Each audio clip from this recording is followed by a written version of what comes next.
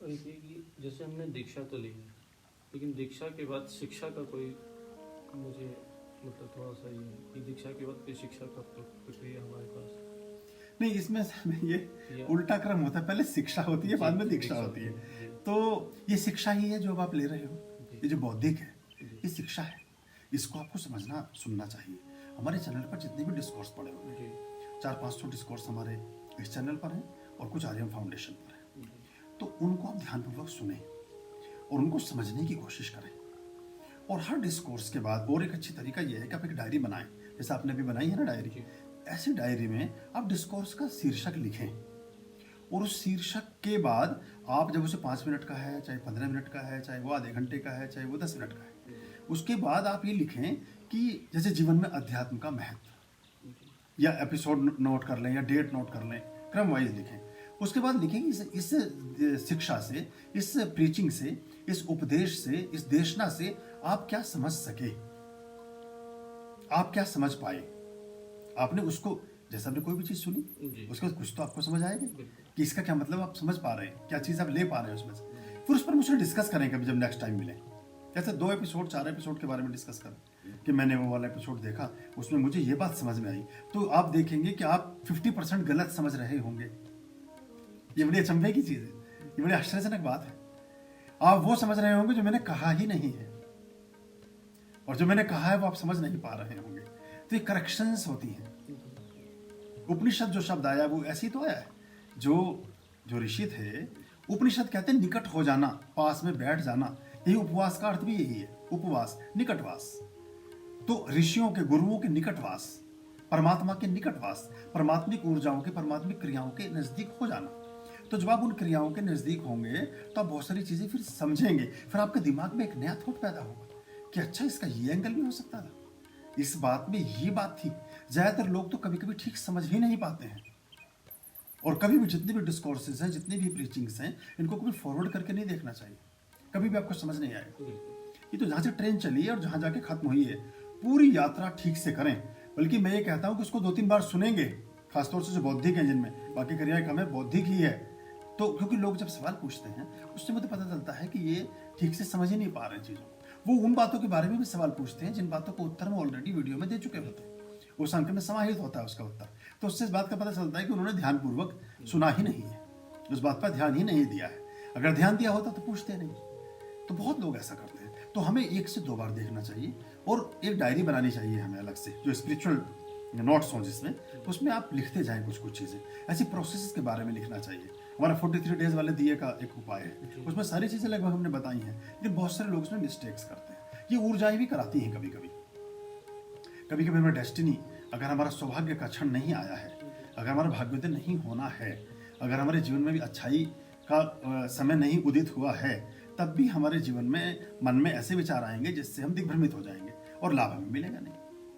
तो ऐसा करना चाहिए, इससे आपका जो सवाल है उसका समाधान हो जाए।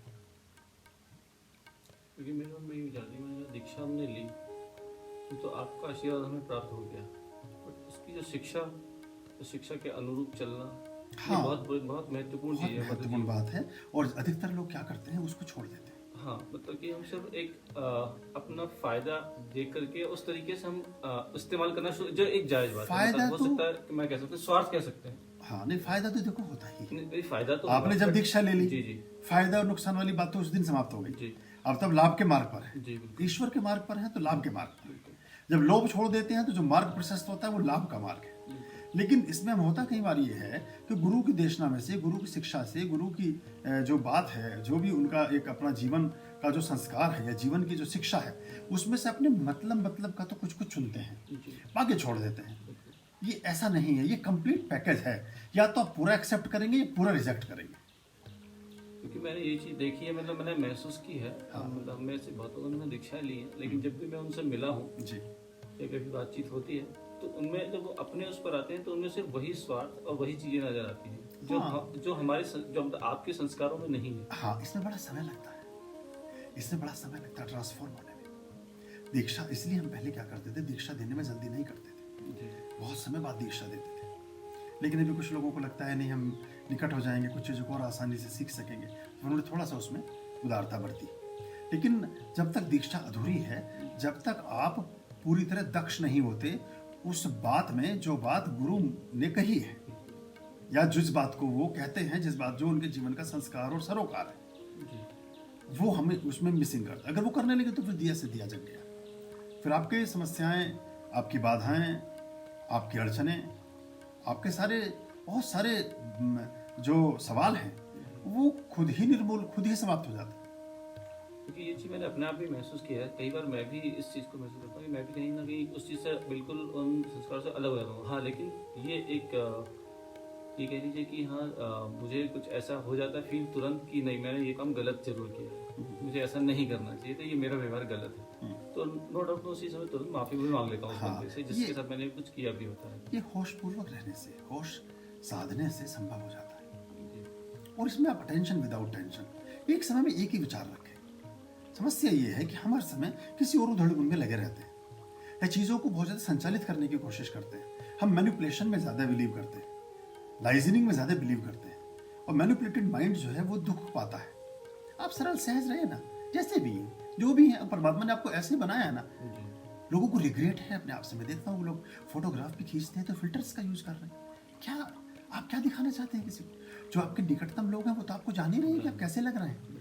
तो ये जो आप फिल्टर लगा के और दुनिया भर के अपने सब चीज़ों को छिपा के ये सब कर रहे हैं, और ये साधारण लोगों की बात नहीं, बहुत बड़े बड़े लोगों को मैंने इसमें देखा है। बहुत सारे ऐसे गुरु को भी जानता हूँ जो दाढ़ियों को रंग रहे हैं, जो बालों को रंग रहे हैं। मतलब आप सोचिए कि प्रकृति, आप इस बात पे गौर करें। आप अगर सोचें कि प्रकृति ने आपको कैसा रखा है, भाई प्रकृति ने आपको कैसा रखा है, और आप प्रकृति को कैसा रखना चाहते हैं। इस उम्र में ईश्वर तो आपको ऐसे ही शिनाख्त करेगा ना। परमात्मा ने 50 साल पहले, 45 साल पहले, 40 साल पहले किसी आदमी को भेजा, और आज उस, मतलब उदाहरण के तौर पर मैं ये प्रसंग, आज उस आदमी के लिए वो 10 सोने के बिस्किट भेजते हैं, और वो जब उनसे वो व्यक्ति पूछता है, जो उनका फरिश्ता या उनका पैगाम लेकर, जो उनका संदेश लेकर आ रहा है, दूत, देवदूत, वो पूछता है जी वो कैसे होंगे, तो वो बताएंगे देखो ऐसा होगा, उस आदमी के आधे तो बाल सफ़ेद हो चुके होंगे, आधी दाढ़ी सफ़ेद हो गई होगी, वो ऐसा कद काठी होगी, ऐसा ये होगा, ऐसा वो होगा, सब बताएगा वो। अब आदमी यहाँ कर देखेगा तो उसके ना दाढ़ी है, ना मूछें हैं, ना बाल है, ना कुछ है, ना सफ़ेद बाल है, ना कुछ, तो वो बिस्किट बेचारा लेकर फिर वापस ही चला जाता है। वो कहता मुझे पात्र मिला ही नहीं जैसा वो पात्र होना चाहिए था। हमने ये बहुत सारी ऐसी चीज़ें शुरू कर ली जो आर्टिफिशियलनेस है, तो इसमें आप साधारण, आप तो दीक्षित डिसाइपल्स हैं, इनमें बड़े बड़े गुरु इस पाखंड से बाहर नहीं आ पाते। और ये क्या है, ये अवलंबन है दूसरे के ऊपर।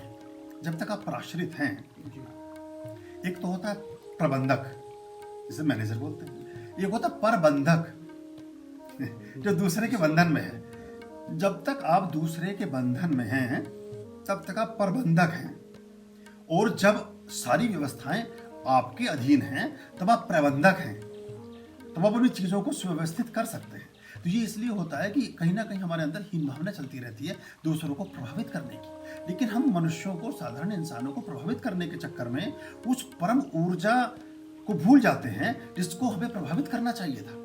फिर वो तो प्रभावित होता नहीं, और दुनिया में लोग प्रभावित होते रहते हैं जिनका कोई औचित्य नहीं है, जिनका कोई अर्थ नहीं है। वो नहीं भी प्रभावित हो तो भी चलेगा, लेकिन वो प्रभावित हो तो चलेगा, क्योंकि वो अगर प्रभावित होगा तो पूरी दुनिया आपके चरणों में होगी। लेकिन पूरी दुनिया आपके चरणों में हो और वो प्रभावित नहीं है तो वो 1 सेकंड का खेल है। फिर जो है, फिर पता नहीं चलता कि कहाँ की चीज़ कहाँ चली गई। जिनके महलों में हजारों रंग के फानूस थे, झाड़ उनकी कब्र पर हैं और निशा कुछ भी नहीं। जो मल्टी मिलियनियर, 1 सेकंड लगता है हाथ में कटोरा आने में, जो बड़े बड़े वली, जो बड़े बड़े बादशाह और बड़े शहंशाह रहे। तो ये एक बात है, अगर हम चाह गई चिंता मिटी, चाह गई चिंता मिटी, मनवा बेपरवाह, और जिनको कछु नहीं चाहिए वही शहंशाह। तो ये चाहत है कि किसी 4 लोग बैठे ये हमसे प्रभावित हो जाएं, 4 स्त्रियां हमें देख रही हैं वो हमसे प्रभावित हो जाएं, तो आपका प्रभाव क्षेत्र जो है वो मनुष्यों तक सीमित है, पशुओं तक सीमित है, परिस्थितियों तक सीमित है। परमात्मा आपके टास्क में है ही नहीं। जब परमात्मा आपके टास्क में ही नहीं है तो जीवन में समग्रता का उदय होगा कैसे? जीवन में सुख, शांति, वैभव का उदय होगा ही नहीं, क्योंकि आपका टास्क तो मनुष्य थे, वो आपने प्रभावित कर लिए। ये एक बड़ी मिस्टेक होती है।